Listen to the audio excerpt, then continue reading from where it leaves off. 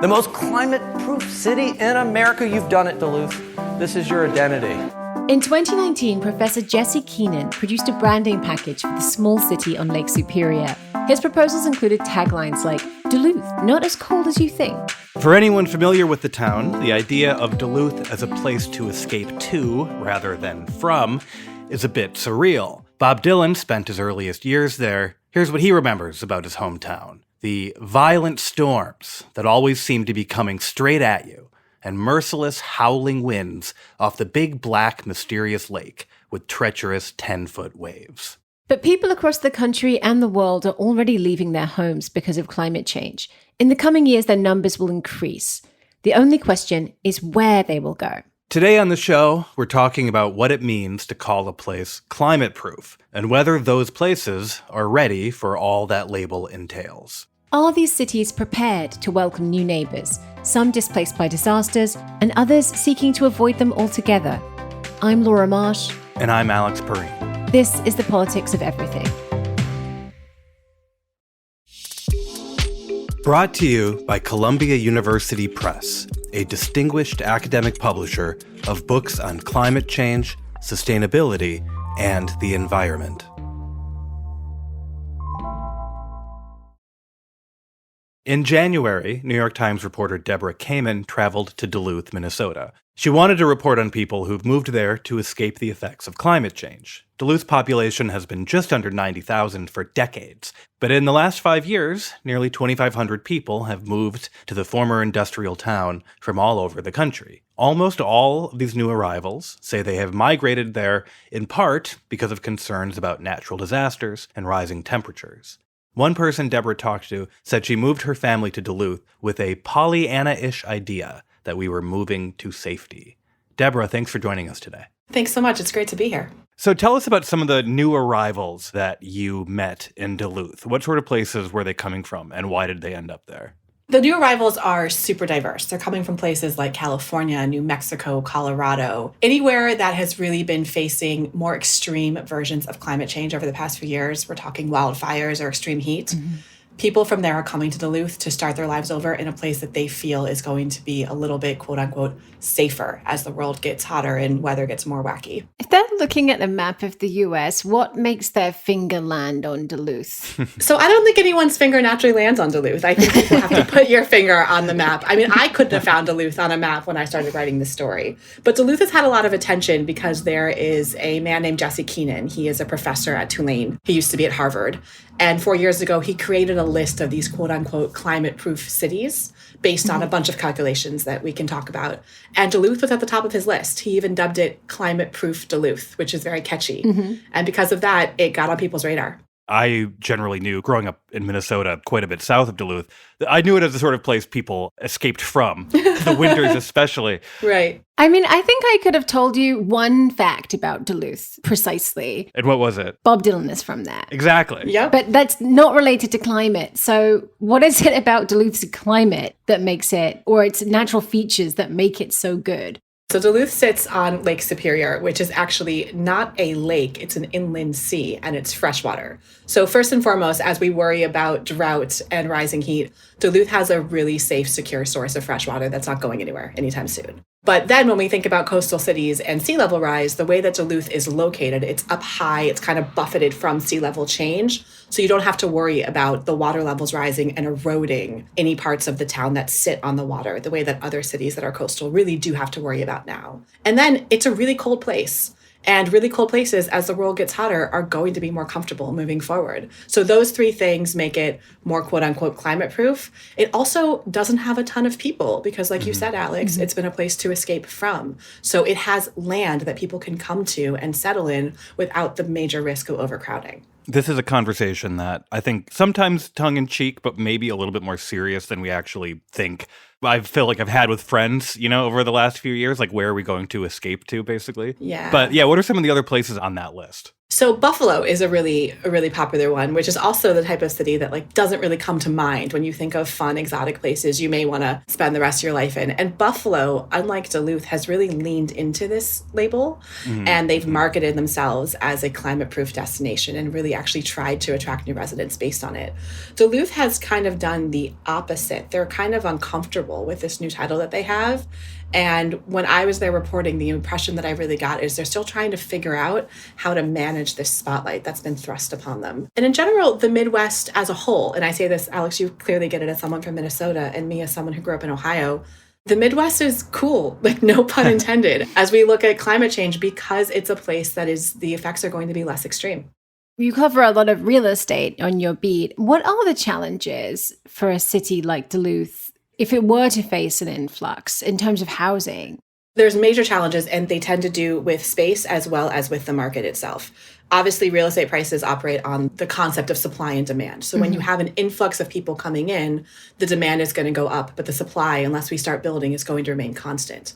And in addition to that, where most of these people are coming from are places where homes are more valuable. A home in California is worth a lot more than a home in Duluth, Minnesota. So if you sell your home for $1 million and you come in and you're competing in a real estate market with people who didn't sell their homes for $1 million, they may have sold them for $300,000, you're going to have a market that's suddenly flooded with cash, which makes it really difficult for people who've been living there and saving up for houses for years. And some of those people arriving there, I would imagine, might still be earning their California paychecks. Totally. Right? In the sort of remote work world. And that's another very important point, because one of the reasons that Duluth is seeing so many new residents is it used to be you couldn't move from the town you were in because you couldn't leave your job, or you didn't want to choose from the jobs that were available in a smaller city if your industry, wasn't popular there. That's much less of a problem now. A lot of people can work from anywhere. So yeah, you have people earning more, coming in with more cash, and completely upending a market where all the factors that used to exist based on the local economy are kind of irrelevant.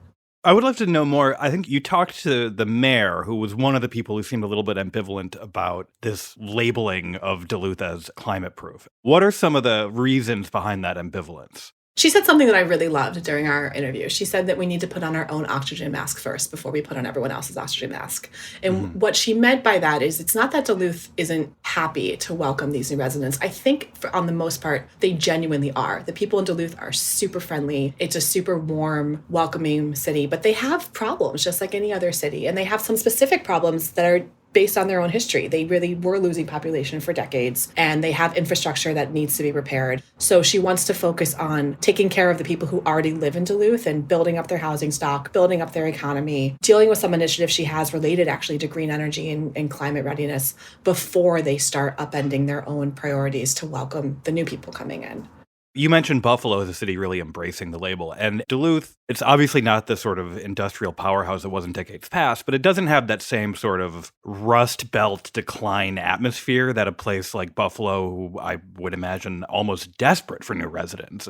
Well, I think the housing stock in Duluth has not grown in a long time. And a lot of it has to do with the way that people are living now. It used to be that you had larger families sharing homes and more people are living alone longer, or older people are hanging onto their homes longer, which is a trend we see nationwide. You don't see boomers selling for a number of reasons. So the basic number of homes that are available to people in Duluth, whether they're new residents or they've lived there for a long time, is very small. I think it's like 1 or 2% of the availability of the market is new properties. So they're not anxious for new residents because there's nowhere to put them right now. Right. They're really going to have to build and invest in infrastructure before they open those doors if they don't want to have a real squeeze on an already tight market.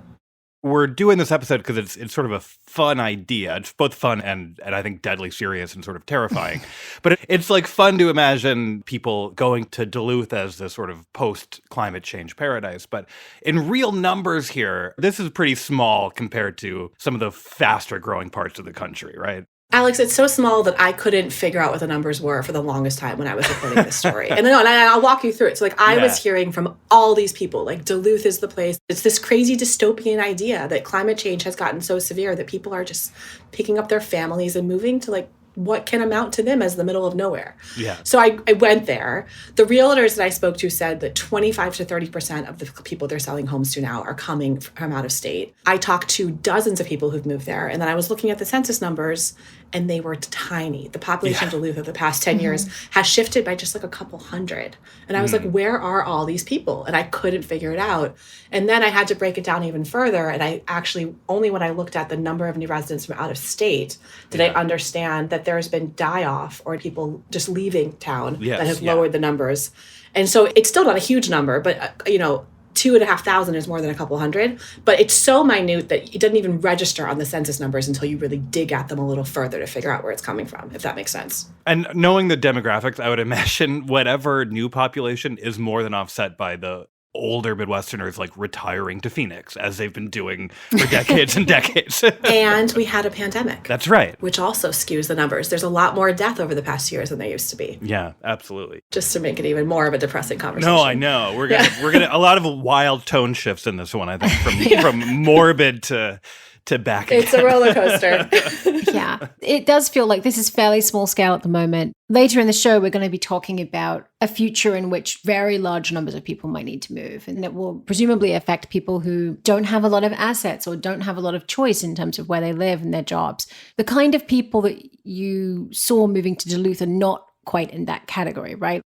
Choosing to move right now because of climate change is a privilege. And it's people who have the privilege to be able to do so, both financially, based on the fact that they have education and jobs that are portable, based on the fact that they have support systems that they can either take with them or they don't rely upon so they can move. I mean, if you're a single mom and you rely on family nearby to watch your children, you can't pick up and move across the country because you're not going to have that. There is a lot of privilege inherent with the ability to move. And the people I spoke to who've done it are very aware of that as well. And there's also this concern that nobody wants to come in to a place that they're choosing to go to as a refuge and then be a gentrifier. Nobody wants to have that role.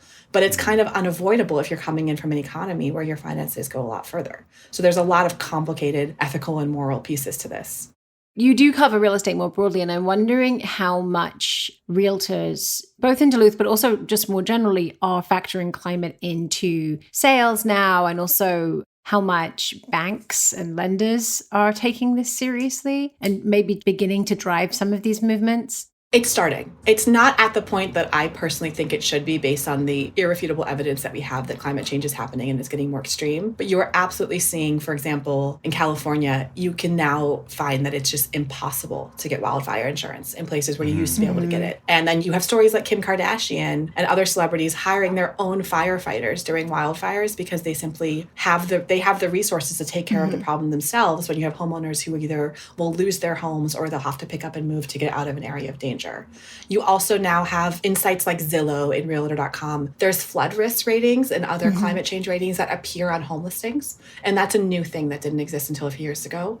Whether or not buyers are aware of that or looking at it, I don't know, because the fastest selling areas of the country are still the ones that are most at risk. Yeah. So it's the coast, it's the warm areas, also the places where home prices are the highest because people are either not aware of it or they don't want to see it, but it's there, the risk is there, it's starting to play into the financial decisions that banks and lenders are making, but very slowly.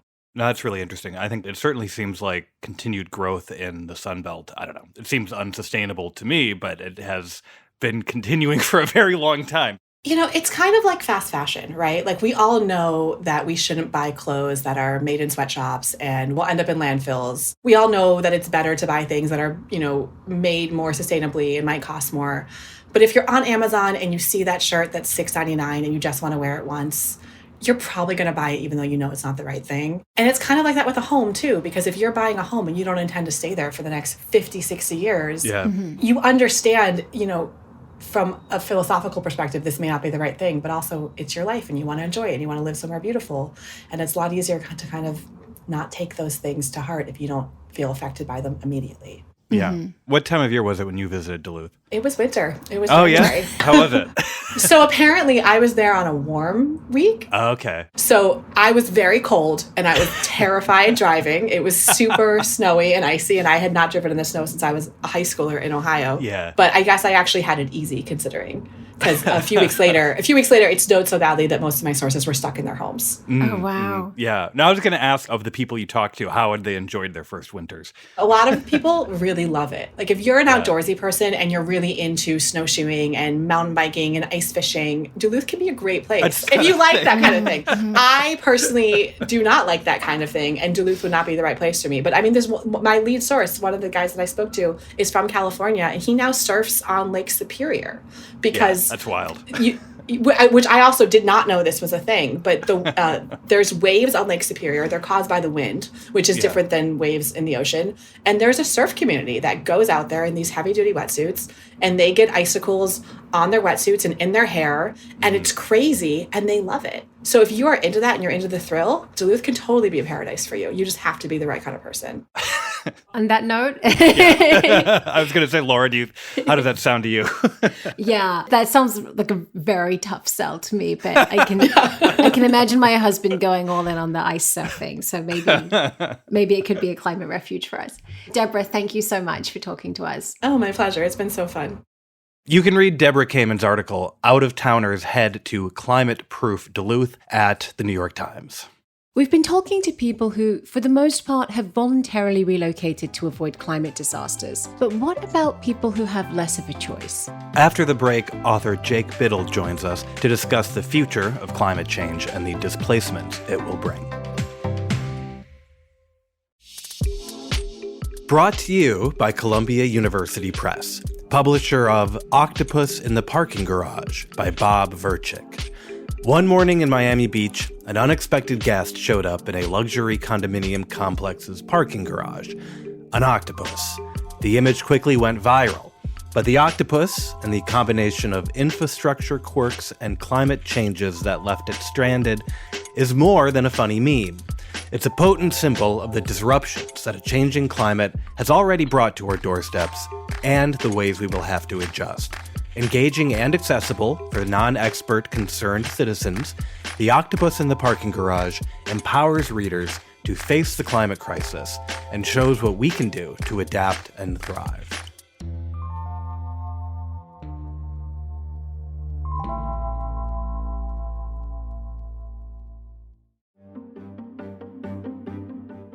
Brought to you by Columbia University Press, publisher of Climate Travels, How Ecotourism Changes Mindsets and Motivates Action by Michael M. Gunter Jr.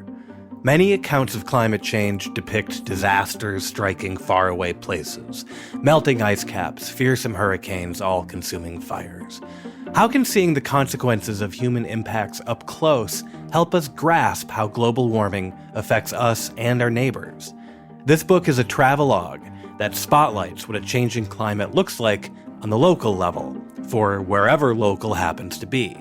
Drawing on interviews with government officials, industry leaders, and alternative energy activists, Climate Travels emphasizes direct personal experience and the centrality of environmental justice. Showing how travel can help bring the reality of climate change home, it offers readers a hopeful message about how to take action on the local level themselves.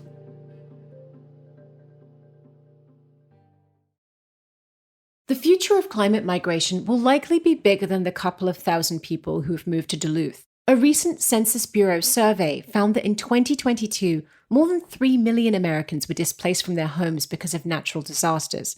More than a quarter of those people were either out of their homes for more than 6 months or still haven't returned.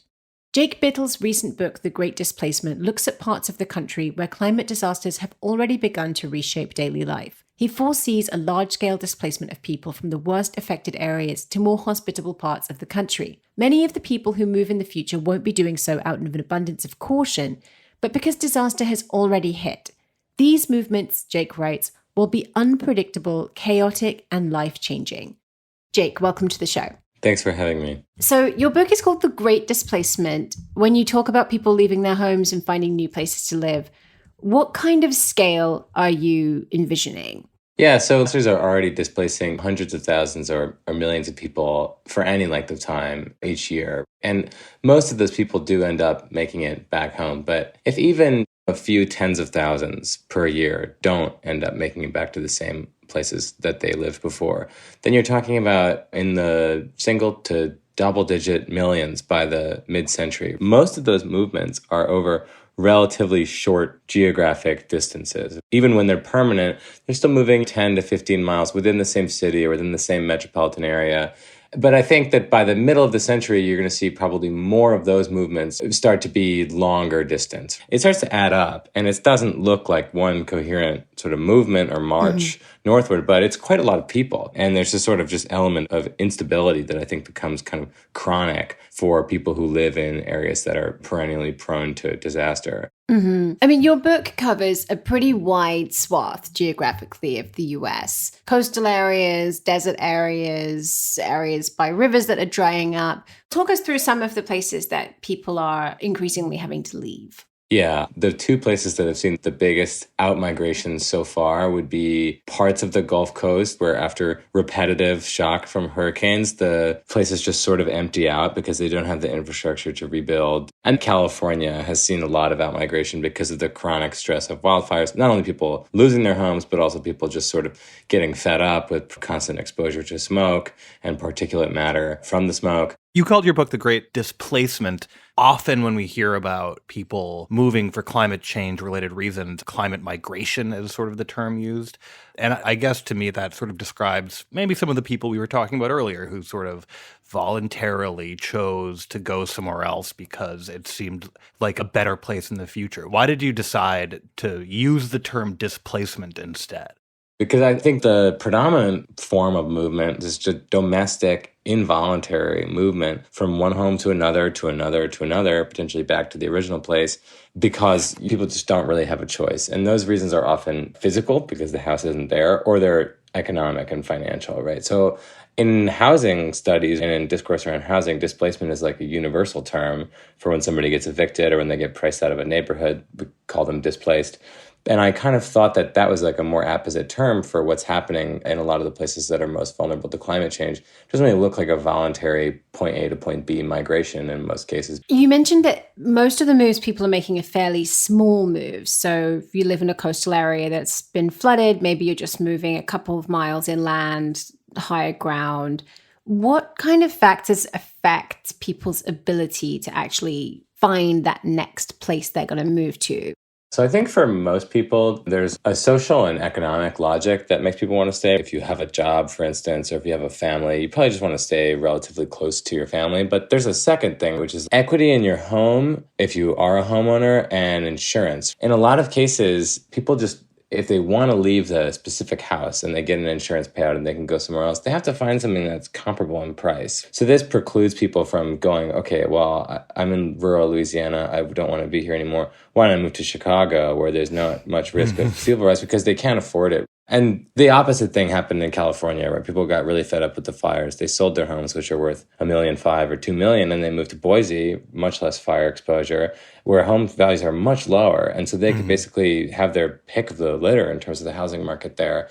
So I think that the economic differential between the home that you have, the one that you want, and whether you have any equity at all, is the main driver of movement decisions. And for tenants, the options are even slimmer, right? Yeah, and the factors that go into where people end up are not always totally logical. It reminds me of a story of someone in your book who relocated after Hurricane Katrina and ended up in Tucson, which is hardly a place that will be immune from the future effects of climate change. Right, yeah. Her primary motivation was she just wanted to escape the thing that she had already experienced and that had been deeply traumatic for her, which was hurricane risk. In fact, she was so scared of flooding that she purchased flood insurance in Tucson. In Tucson, yeah. Which, I mean, like, not that you couldn't have a flood if it rained hard enough, but she might be the single customer in the National Flood Insurance Program in Tucson. So it seems like a lot of these moves, they're not incredibly calculated, or they take only one or two factors into account. And what you can see is, instead of a single migration, you're seeing people hopping from one climate disaster prone area to an area that is prone to different types of disasters and so on.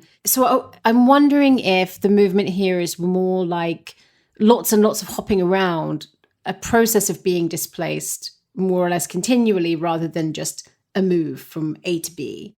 Yeah, I think for the most part, the climate change is usually the main factor in somebody leaving a certain place if they lose their home or if it gets too expensive to live there because there's not enough housing because it got destroyed in a fire. But where people end up right now doesn't seem to be predominantly influenced by considerations of climate change. And in fact, it looks like people just kind of start to mimic the existing trends of migration that are independent of climate change. We have a lot of movement into Sunbelt states. People want to live in places like Dallas, Atlanta. And so people from the most vulnerable areas like coastal Louisiana, California, they end up, when they get displaced by climate change, they just merge onto the highway of existing migration trends. If the South becomes much less hospitable because of extreme heat, which is like a chronic problem, it's not just like once every 10 years, then maybe those places start to look a lot less appealing.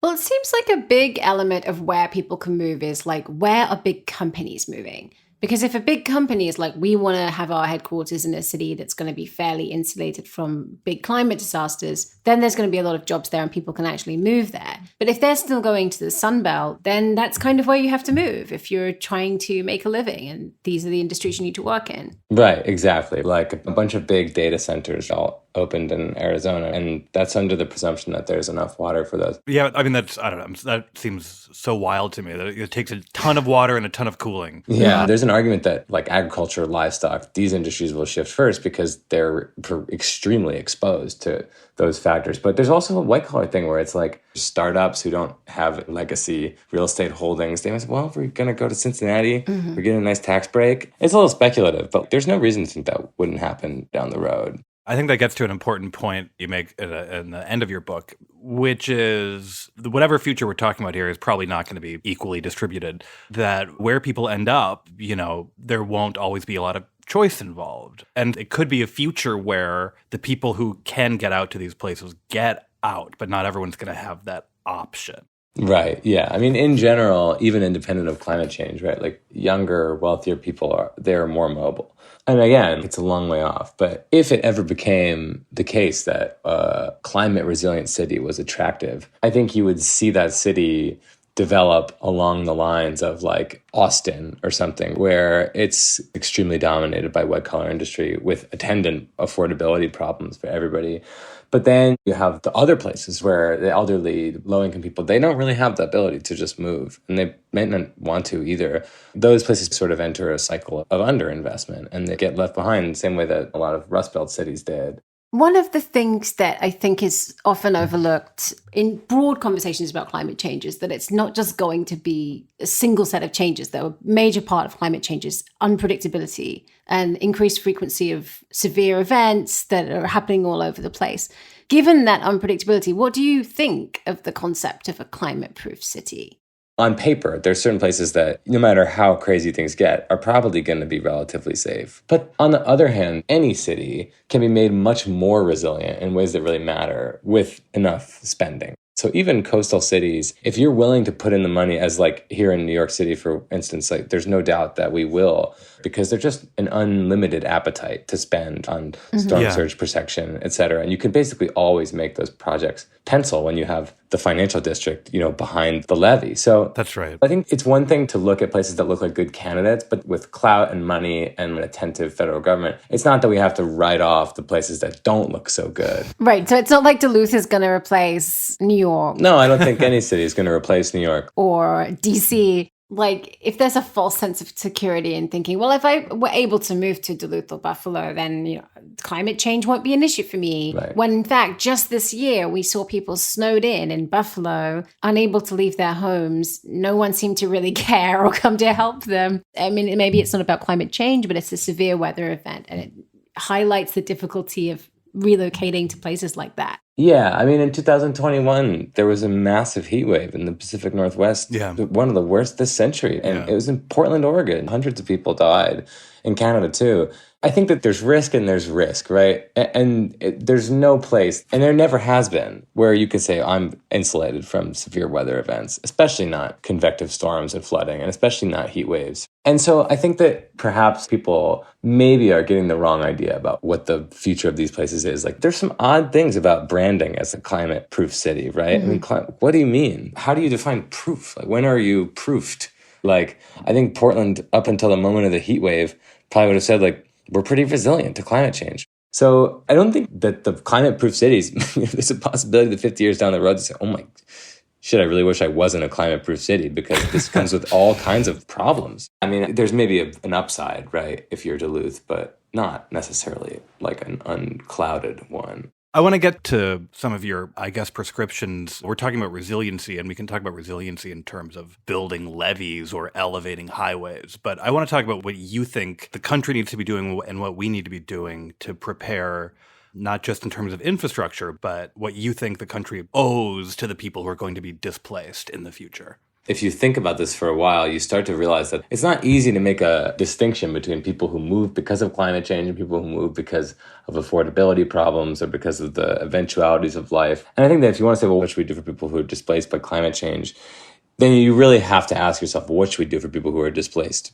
period. Mm-hmm. And I think that there's a lot of climate-specific solutions, right? There's physical infrastructure you can use to defend places against hurricane risk and fire risk. There's policies like what we call managed retreat in climate adaptation studies, which is like we give people money to move away from the worst affected places. But then there's a whole mess of affordability and displacement and financial kind of immiseration that can really only be solved by tackling the problem of housing. You want to make sure everyone has a safe place to go. That entails a much bigger conversation than just what do we do about people who have to leave Miami. And it's really, really hard to see what a comprehensive solution to that would look like. And you have to spend a lot more money, I think. The federal government is really the only entity that has anything like the necessary resources to solve this problem. There's just not any other game in town. Yeah. And we're talking primarily about, I guess, domestic moves within the United States. But the question is, I think, going to only become more urgent about what we ought to do about people being displaced internationally. What are your thoughts on that? I think that the way that we used to think about housing is like, if you're a citizen of the United States and you're from here, then you should get housing because you live here and we'll try to provide you housing. But then there's a second moral obligation, which is the US and other wealthy countries emit the vast majority of historical carbon. And to the extent that there's international climate displacement from developing countries, from small island states, from Central America, a lot of that can be laid and has been laid directly at the feet of the US and Germany, the other historical emitters, the United Kingdom.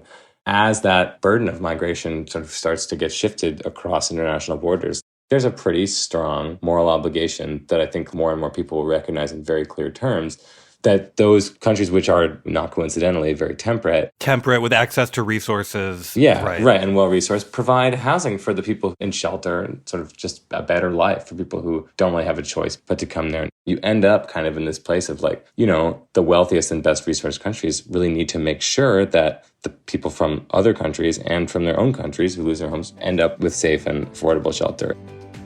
All right, Jake, thank you so much for talking to us today. Thanks so much. Jake Bittle's book, The Great Displacement, Climate Change and the Next American Migration, is out now. The Politics of Everything is co-produced by Talkhouse. Emily Cook is our executive producer. Lorraine Kadamatori assisted on this episode. Myron Kaplan is our audio editor. If you enjoy The Politics of Everything and you want to support the show, one thing you can do is write a review wherever you get your podcasts. Every review helps. Thanks for listening. Would you like to hear more from TNR? Every day, our writers and editors work to bring you the reporting and analysis you need to make sense of the world. But we can't do it without you. Please consider subscribing to The New Republic with our special offer at tnr.com/special offer. That's tnr.com/special offer.